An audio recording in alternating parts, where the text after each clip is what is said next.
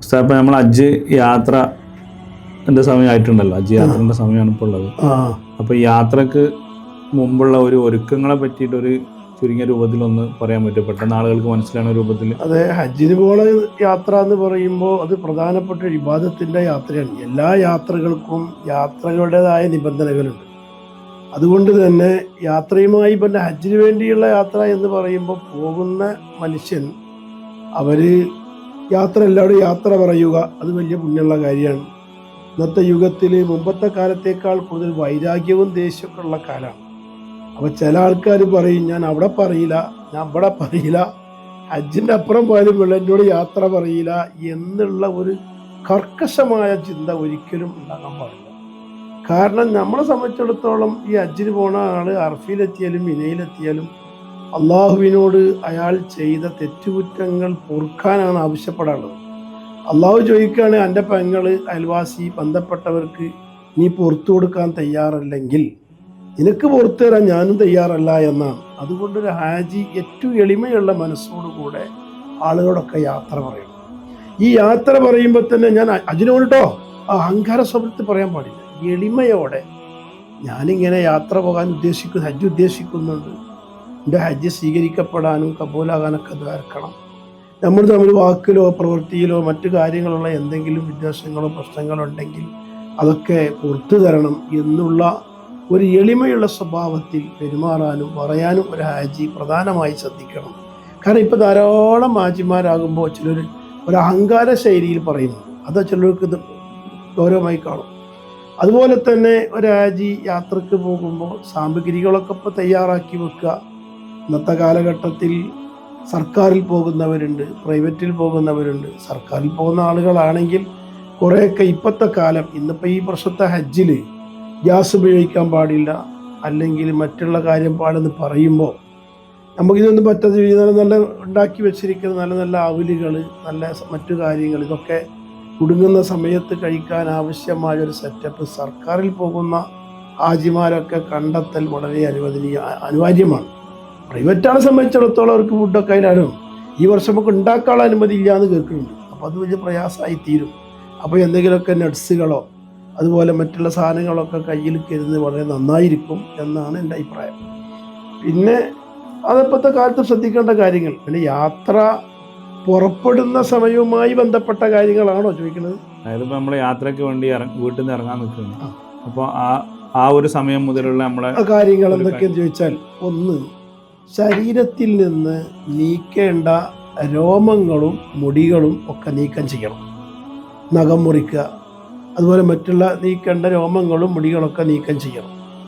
യാത്ര പുറപ്പെടുന്നതിൻ്റെ മുമ്പായി ഒന്ന് കുളിക്കണം. ഇവിടുന്ന് പോകുന്ന ആൾക്കാർ ഒന്നിരിക്കൽ ഉംറയ്ക്ക് ഇഹ്റാം ചെയ്ത് പോകും, അല്ലെങ്കിൽ ഹജ്ജിന് ഇഹ്റാം ചെയ്ത് പോകും. എന്താണെങ്കിലും ഇഹ്റാം ചെയ്യണമല്ലോ. അപ്പോൾ അതിനു വേണ്ടി പിന്നെ സർക്കാരിൽ പോകുന്ന ആളെ സംബന്ധിച്ചിടത്തോളം അവർ ഹജ്ജ് ക്യാമ്പിലേക്കാണ് പോകുന്നത്. അപ്പോൾ ഈ ഹജ്ജ് ക്യാമ്പിൽ ഇങ്ങനെ കുളിക്കാനും ചെയ്യാനൊക്കെ ഉള്ള സൗകര്യങ്ങൾ ഹജ്ജ് ക്യാമ്പിൽ ഏർപ്പെടുത്തിയിട്ടുണ്ട്. പ്രൈവറ്റിൽ പോകുന്ന ആളുകൾ കുറഞ്ഞ സമയം കൊണ്ട് ചെന്ന് സാധാ യാത്രക്കാരനെ പോലെ പോകുന്ന അവസ്ഥയാണ്. അപ്പോൾ അവരെന്ത് ചെയ്യണം, അവിടെ വീട്ടിൽ നിന്ന് തന്നെ കുളിക്കണം. ആ കുളിക്കുന്ന സമയത്ത് ഉംറയ്ക്ക് വേണ്ടി ഇഹ്റാം ചെയ്യാനുള്ള സുന്നത്ത് കുളി എന്നോ, അതല്ല ഹജ്ജാണ് ഉദ്ദേശിക്കുന്നത്, ഹജ്ജിന് ഇഹ്റാം ചെയ്യാനുള്ള സുന്നത്ത് കുളി എന്നോ ഉദ്ദേശിച്ചുകൊണ്ട് കുളിക്കണം. എന്നിട്ട് അയാൾ ഡ്രസ്സുകളൊക്കെ മാറ്റി എല്ലാം റെഡിയായതിന് ശേഷം യാത്രക്ക് വേണ്ടിയുള്ള 2 റക്അത്ത് സുന്നത്ത് നിസ്കരിക്കണം. വിശിഷ്ട ഒറ്റവാക്കിൽ പറഞ്ഞാൽ ഈ ഹജ്ജിലും ഉംറയിലൊക്കെ കുറേ സുന്നത്ത് നിസ്കാരങ്ങൾ വരും.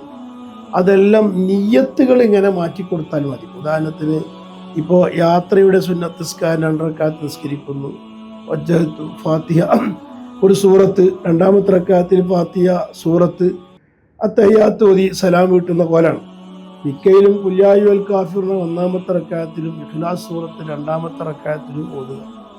അതൊക്കെ ഓതിയതിൻ്റെ ശേഷം അയാൾ പിന്നെ എല്ലാ കാര്യം പൂർത്തിയാക്കി ബിസ്മി ചൊല്ലി ഇറങ്ങുന്നതിന് മുമ്പ് വീട്ടുകാർക്ക് ദ്വാരം കൊടുക്കുന്നുണ്ട്. അസ്തഗ്ഫിറുല്ലാഹ ദീനക വ അമാനത്തക ദുആകളൊക്കെ ഉണ്ട്. എല്ലാം കഴിഞ്ഞ് ബിസ്മി ചൊല്ലി അയാൾ വീട്ടിൽ നിന്ന് പുറത്തിറങ്ങുക, വാഹനത്തിൽ കയറുക, ചെല്ലാനുള്ള ദിക്റുകളൊക്കെ അറിയുന്ന പോലെ സാധാ യാത്ര പോലെ അയാൾ പോവുക. പിന്നെ യാത്രയിലെ ജമ്മും കസറും എന്ന സംഗതി പ്രത്യേകം ഓർമ്മിക്കണം. അത് ഇനി ഇവിടുന്നാണ്ട് ഇപ്പം കൂടുതൽ യാത്ര ചെയ്യുന്ന ആളുകളായതുകൊണ്ട് ഒരു വിഷയം ഉണ്ടാവില്ല. 4 റക്അത്തുള്ള നിസ്കാരങ്ങളെ 2 റക്അത്തായി ചുരുക്കുന്നതിന് ഖസ്ർ എന്നും 2 നിസ്കാരങ്ങളെ ഒരു നിസ്കാരത്തിൻ്റെ നേരത്തെ നിസ്കരിക്കുന്നതിന് ജംഅ് എന്നും പറയും. ദുഹുറും അസറും ഇശാഉം 4 റക്അത്തുള്ള നിസ്കാരം 2 റക്അത്തായി ചുരുക്കാം. മഗ്രിബിനെയും സുബ്ഹിനെയും ചുരുക്കാൻ പറ്റൂല. അപ്പോൾ ദുഹുറും അസറും മുന്തിച്ചും പിന്തിച്ചും ജമാക്കുക, മഗ്രിബും ഇശാവും മുന്തിച്ചും പിന്തിച്ചും ജമാക്കുക. അതേ സമയത്ത് അസറും മഗ്രിബും കൂടി ജമ്മില്ല, ഇശാവും സുബ്ഹിയും കൂടി ജമ്മില്ല, സുബ്ഹിയും ദുഹറും കൂടി ജമ്മില്ല. അങ്ങനത്തെ കാര്യങ്ങളൊക്കെയാണ്. പിന്നെ നമ്മുടെ ഈ ഹാജിമാരുടെ കുടുംബങ്ങളോട്, അവരുമായി അടുത്ത ആളുകളോട് എന്താണ് ഒരു ഉപദേശം കൊടുക്കാനുള്ളത്? അതായത് നമ്മൾ ഈ പോകുന്ന ഒരു ദിവസങ്ങളൊക്കെ വീട്ടിൽ പ്രോഗ്രാമും കാര്യങ്ങളും നല്ലൊരു തിരക്കുള്ള ഒരു സമയമാവും. അപ്പോൾ അത്തരത്തിൽ അവരുടെ കുടുംബങ്ങളോട്, അവരുമായി ബന്ധപ്പെട്ട ആളുകളോട് അവരൊന്ന് ഫ്രീ ആക്കാൻ വേണ്ടിയിട്ട് എന്ത് ഉപദേശമാണ് കൊടുക്കുന്നത്? അവരോട് കൊടുക്കാനുള്ള ഉപദേശം, യാത്ര പോകുന്നതിൻ്റെ തലേന്നാൾ നല്ലോണം ഉറങ്ങാൻ സമ്മതിക്കണം. വീട്ടിൽ ബന്ധുക്കളുണ്ട് എന്ന രീതിയിൽ ഉറക്കമൊക്കെ ഒഴിച്ച് ക്ഷീണത്തോടെ പോകാൻ പറ്റില്ല. അതോടുകൂടെ തന്നെ സൽക്കാരങ്ങളും യാത്ര സദ്യകളൊക്കെ ധാരാളം കൂടുതലാണ്. പോകുന്നതിൻ്റെ 1 ദിവസമോ 2 ദിവസമോ മുമ്പൊക്കെ ഈ സൽക്കാരത്തിൻ്റെ ഭക്ഷണങ്ങളൊക്കെ ഒന്ന് ഒഴിവാക്കി നോർമൽ ഭക്ഷണ രീതിയിലേക്ക് പോരണം. പോകുന്ന സമയത്തിന് തലേന്നാൾ നല്ല ക്ഷീണം ഒക്കെ മാറ്റി ശരിക്കില്ല ക്ഷീണം കൊടുത്ത് നല്ല ഉറങ്ങാനുള്ള സൗകര്യങ്ങളൊക്കെ ബന്ധുക്കൾ ചെയ്തു കൊടുക്കണം. എൻ്റെ വാപ്പ പോവാണ്, ഉമ്മ പോകാന്ന് വെച്ച് പെരിൽ വന്ന് കൂടിയാൽ ആ പോകാൻ ഉദ്ദേശിക്കുന്ന ആളെ നല്ല ഉറങ്ങാനും നല്ല വിശ്രമത്തിനും അയാൾക്ക് ആവശ്യമായ സൗകര്യങ്ങൾ ചെയ്യണം.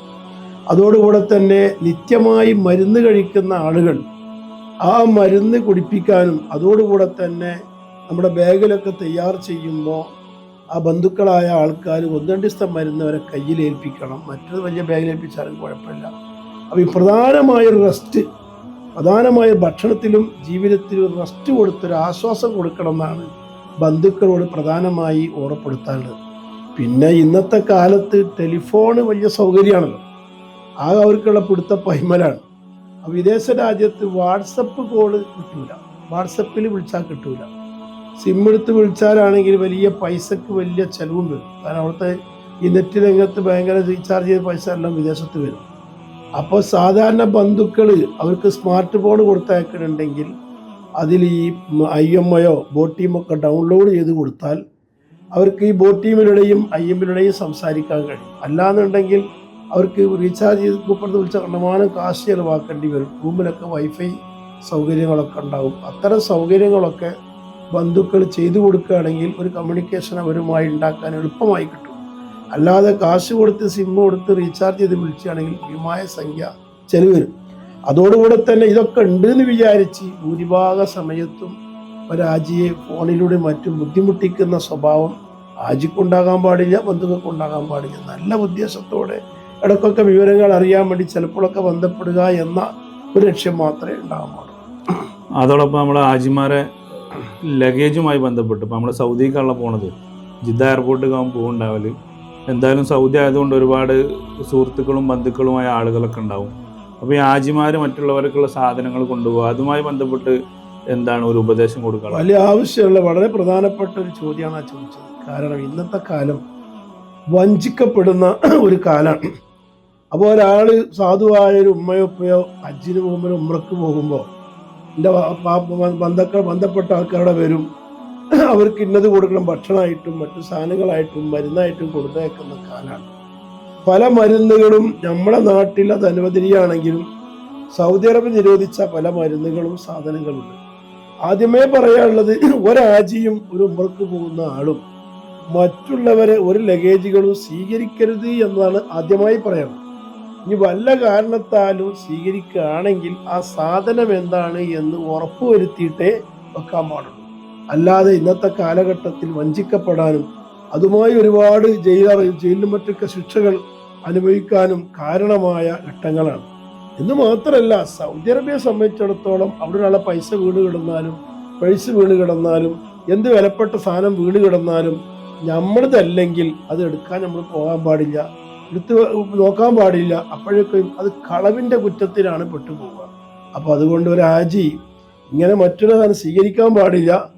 അവിടെ എത്തിയാലും മറ്റുള്ള സാധനങ്ങൾ വീട് കിടക്കുന്നത് മറ്റൊക്കെ കണ്ടാൽ എടുക്കാനും മാറ്റി കൊടുക്കാനൊന്നും പാടില്ല എന്നാണ് അവിടുത്തെ നിയമം.